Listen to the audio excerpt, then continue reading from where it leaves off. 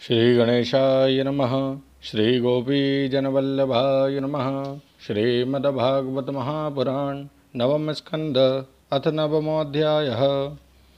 भागीरथ चरित्र और गंगा अवतरण। श्री सुखदेव जी कहते हैं, परीक्षित, अंशुमान ने गंगा जी को लाने की कामना से बहुत वर्षों तक घोर तपस्या की, परंतु उन्हें सफलता नहीं मिली। समय आने पर उनकी मृत्यु हो गई। अंशुमान के पुत्र दिलीप ने भी वैसी ही तपस्या की, परंतु वे भी असफल ही रहे। समय पर उनकी भी मृत्यु हो गई। दिलीप के पुत्र थे भगीरथ। उन्होंने बहुत बड़ी तपस्या की। उनकी तपस्या से प्रसन्न होकर भगवती गंगा ने उन्हें दर्शन दिया और कहा कि मैं तुम्हें वर देने के लिए आई हूँ। उनके ऐसा कहने पर राजा भगीरथ ने बड़ी नम्रता से अपना अभिप्राय प्रकट किया कि आप मर्त्यलोक में चलिए। गंगा जी ने कहा, जिस समय मैं स्वर्ग से पृथ्वी तल पर गिरूं, उस समय मेरे वेग को कोई धारण करने वाला होना चाहिए। भगीरथ, ऐसा न होने पर मैं पृथ्वी को फोड़कर रसातल में चली जाऊंगी। इसके अतिरिक्त इस कारण से भी मैं पृथ्वी पर नहीं जाऊंगी कि लोग मुझ में अपने पाप धोएंगे। फिर मैं उस पाप को कहाँ धोऊंगी? भगीरथ, इस विषय में तुम स्वयं विचार कर लो। भगीरथ ने कहा, माता, जिन्होंने लोक परलोक धन संपत्ति और स्त्री पुत्र की कामना का संन्यास कर दिया है, जो संसार से उपरत होकर अपने आप में शांत हैं, जो ब्रह्मनिष्ठ और लोकों को पवित्र करने वाले परोपकारी सज्जन हैं, वे अपने अंग स्पर्श से तुम्हारे पापों को नष्ट कर देंगे, क्योंकि उनके हृदय में अगरूप अगासुर को मारने वाले भगवान सर्वदा निवास करते हैं। समस्त प्राणियों के आत्मा रुद्रदेव तुम्हारा वेग धारण कर लेंगे, क्योंकि जैसे साड़ी सूतों में ओतप्रोत है, वैसे ही यह सारा विश्व भगवान रुद्र में ही ओतप्रोत है। परीक्षित, गंगा जी से इस प्रकार कहकर राजा भगीरथ ने तपस्या के द्वारा भगवान शंकर को प्रसन्न किया। थोड़े ही दिनों में महादेव जी उन पर प्रसन्न हो गए। भगवान शंकर तो संपूर्ण विश्व के हितैषी हैं। राजा की बात उन्होंने तथास्तु कहकर स्वीकार कर ली। फिर शिव जी ने सावधान होकर गंगा जी को अपने सिर पर धारण किया। क्यों न हो, भगवान के चरणों का संपर्क होने के कारण गंगा जी का जल परम पवित्र जो है। इसके बाद राजर्षि भगीरथ त्रिभुवन पावनी गंगा जी को वहां ले गए, जहां उनके पितरों के शरीर राख के ढेर बने पड़े थे। वे वायु के समान वेग से चलने वाले रथ पर सवार होकर आगे आगे चल रहे थे और उनके पीछे पीछे मार्ग में पड़ने वाले देशों को पवित्र करती हुई गंगा जी दौड़ रही थी। इस प्रकार गंगा सागर संगम पर पहुंचकर उन्होंने सागर के जले हुए पुत्रों को अपने जल में डुबा दिया। यद्यपि सागर के पुत्र ब्राह्मण के तिरस्कार के कारण भस्म हो गए थे, इसलिए उनके उद्धार का कोई उपाय न था। फिर भी केवल शरीर की राख के साथ गंगा जल का स्पर्श हो जाने से ही वे स्वर्ग में चले गए। परीक्षित, जब गंगा जल से शरीर की राख का स्पर्श हो जाने से सागर के पुत्रों को स्वर्ग की प्राप्ति हो गई, तब जो लोग श्रद्धा के साथ नियम लेकर श्री गंगा जी का सेवन करते हैं, उनके संबंध में तो कहना ही क्या है।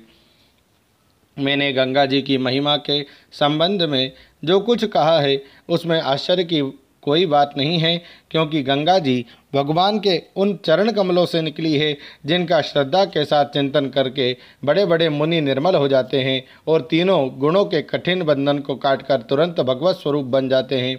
फिर गंगा जी संसार का बंधन काट दे, इसमें कौन बड़ी बात है। भगीरथ का पुत्र था श्रुत, श्रुत का नाभ, ये नाभ पूर्वोक्त नाभ से भिन्न है। नाभ का पुत्र था सिंधु द्वीप और सिंधु द्वीप का अयुतायु। अयुतायु के पुत्र का नाम था ऋतुपर्ण, वह नल का मित्र था। उसने नल को पासा फेंकने की विद्या का रहस्य बतलाया था और बदले में उससे अश्व विद्या सीखी थी। ऋतुपर्ण का पुत्र सर्वकाम हुआ। परीक्षित, सर्वकाम के पुत्र का नाम था सुदास, सुदास के पुत्र का नाम था सौदास और सौदास के पत्नी का नाम था मदयंती। सौदास को ही कोई कोई मित्र सह कहते हैं और कहीं कहीं उसे कलमाशपाद भी कहा जा गया है। वह वशिष्ठ के शाप से राक्षस हो गया था और फिर अपने कर्मों के कारण संतानहीन हुआ। राजा परीक्षित ने पूछा, भगवान, हम यह जानना चाहते हैं कि महात्मा सौदास को गुरु वशिष्ठ जी ने शाप क्यों दिया? यदि कोई गोपनीय बात ना हो तो कृपया बतलाइए। श्री सुखदेव जी ने कहा, परीक्षित, एक बार राजा सौदास शिकार खेलने गए हुए थे। उन्होंने किसी राक्षस को मार डाला और उसके भाई को छोड़ दिया। उसने राजा के इस काम को अन्याय समझा और उनसे भाई की मृत्यु का बदला लेने के लिए वे रसोइयों का रूप धारण करके उनके घर गया। जब एक दिन भोजन करने के लिए गुरु वशिष्ठ जी राजा के यहाँ आए, तब उसने मनुष्य का मांस रांध कर उन्हें परस दिया। जब सर्वसमर्थ वशिष्ठ जी ने देखा कि परोसी जाने वाली वस्तु तो नितांत अभक्षय है, तब उन्होंने क्रोधित होकर राजा को शाप दिया कि जा, इस काम से तू राक्षस हो जाएगा। जब उन्हें यह बात मालूम हुई कि यह काम तो राक्षस का है, राजा का नहीं, तब उन्होंने उस शाप को केवल 12 वर्ष के लिए कर दिया। उस समय राजा सौदास भी अपनी अंजलि में जल लेकर गुरु वशिष्ठ को शाप देने के लिए उद्यत हुए, परंतु उनकी पत्नी मर्यंती ने उन्हें ऐसा करने से रोक दिया। इस पर सौदास ने विचार किया कि दिशाएं, आकाश और पृथ्वी सब के सब तो जीव में है ही, तब यह तीक्ष्ण जल कहाँ छोड़ूं। अंत में उन्होंने उस जल को अपने पैरों पर डाल दिया। इसी से उनका नाम मित्र सह हुआ। उस जल से उनके पैर काले पड़ गए थे, इसलिए उनका नाम कल्माशपाद भी हुआ। अब वे राक्षस हो चुके थे। एक दिन राक्षस बने हुए राजा कल्माशपाद ने एक वनवासी ब्राह्मण दंपत्ति को सहवास के समय देख लिया। कल्माशपाद को भूख तो लगी ही थी। उसने ब्राह्मण को पकड़ लिया। ब्राह्मण पत्नी की कामना अभी पूर्ण नहीं हुई थी। उसने कहा, राजन, आप राक्षस नहीं हैं, आप महारानी मर्यंती के पति और इक्ष्वाकु वंश के वीर महारथी हैं। आपको ऐसा अधर्म नहीं करना चाहिए। मुझे संतान की कामना है और इस ब्राह्मण की भी कामनाएं अभी पूर्ण नहीं हुई है, इसलिए आप मुझे मेरा यह ब्राह्मण पति दे दीजिए।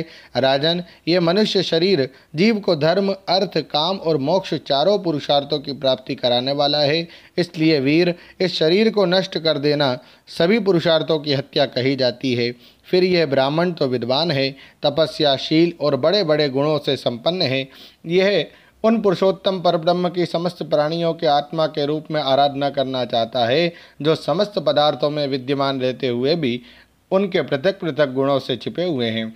राजन, आप शक्तिशाली हैं, आप धर्म का मर्म भली भांति जानते हैं। जैसे पिता के हाथों पुत्र की मृत्यु उचित नहीं, वैसे ही आप जैसे श्रेष्ठ राजर्षि के हाथों मेरे श्रेष्ठ ब्रह्मर्षि पति का वध किसी प्रकार उचित नहीं है।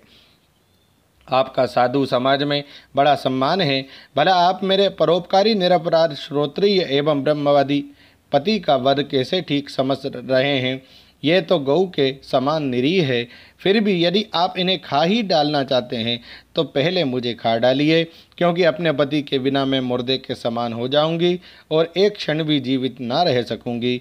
ब्राह्मण पत्नी बड़ी ही करुणापूर्ण वाणी में इस प्रकार कहकर अनाथ की भांति रोने लगी, परंतु सौदास ने शाप से मोहित होने के कारण उसकी प्रार्थना पर कुछ भी ध्यान न दिया और वह उस ब्राह्मण को वैसे ही खा गया जैसे बाघ किसी पशु को खा जाए। जब ब्राह्मणी ने देखा कि राक्षस ने मेरे गर्भाधान के लिए उद्यत पति को खा लिया, तब उसे बड़ा शोक हुआ। सती ब्राह्मणी ने क्रोध करके राजा को शाप दे दिया, रे पापी, मैं अभी काम से पीड़ित हो रही थी, ऐसी अवस्था में तूने मेरे पति को खा डाला है। इसलिए मूर्ख, अब तू स्त्री से सहवास करना चाहेगा तभी तेरी मृत्यु हो जाएगी। ये बात मैं तुझे सुझाए देती हूँ। इस प्रकार मित्र सह को शाप देकर ब्राह्मणी अपने पति की अस्थियों को धधकती हुई चिता में डालकर स्वयं भी सती हो गई और उसने वही गति प्राप्त की जो उसके पतिदेव को मिली थी। क्यों न हो, वह अपने पति को छोड़कर और किसी लोक में जाना भी तो नहीं चाहती थी। 12 वर्ष बीतने पर राजा सौदास शाप से मुक्त हो गए। जब वे सहवास के लिए अपनी पत्नी के पास गए तब उसने इन्हें रोक दिया, क्योंकि उसे उस ब्राह्मणी के शाप का पता था। इसके बाद उन्होंने स्त्री सुख का बिल्कुल परित्याग ही कर दिया। इस प्रकार अपने कर्म के फलस्वरूप वे संतानहीन हो गए। तब वशिष्ठ जी ने उनके कहने से मर्यंती को गर्भाधान कराया। मर्यंती 7 वर्ष तक गर्भ धारण किए रही, परंतु बच्चा पैदा नहीं हुआ। तब वशिष्ठ जी ने पत्थर से उसके पेट पर आघात किया। इससे जो बालक हुआ वह अश्म, पत्थर की चोट से पैदा होने के कारण अश्मक कहलाया। अश्मक से मूलक का जन्म हुआ। जब परशुराम जी पृथ्वी को क्षत्रियहीन कर रहे थे, तब स्त्रियों ने उसे छिपाकर रख लिया था। इसी से उसका एक नाम नारी कवच भी हुआ। उसे मूलक इसलिए कहते हैं कि वह पृथ्वी के क्षत्रियहीन हो जाने पर उस वंश का मूल प्रवर्तक बना।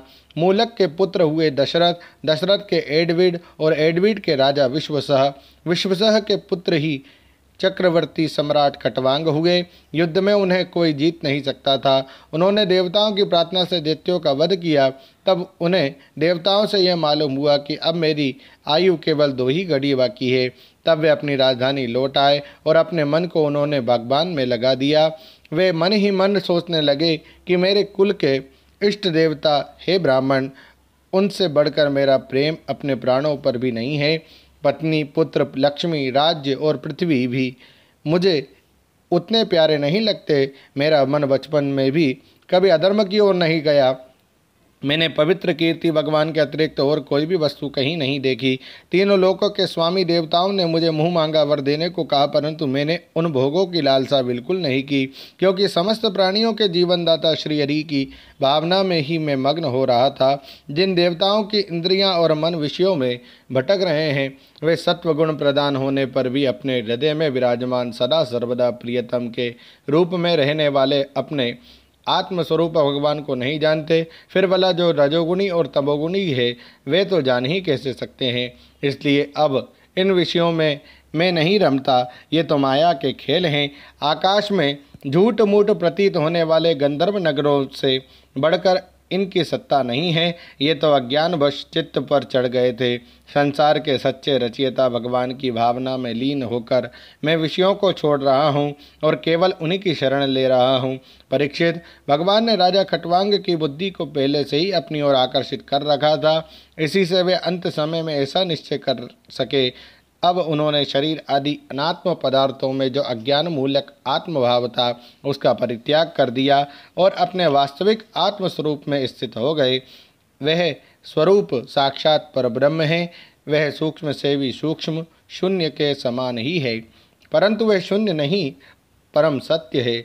भक्तजन उसी वस्तु को भगवान वासुदेव इस नाम से वर्णन करते हैं। ओम नमो भगवते वासुदेवाय। श्रीमद्भागवते महापुराणे पारमहंस्यां संहितायां नवम स्कंदे सूर्यवंशानुवर्णने नवमोऽध्यायः। श्रीराधाकृष्णार्पणमस्तु। हरे नमः, हरे नमः, हरे नमः। जय श्री कृष्ण।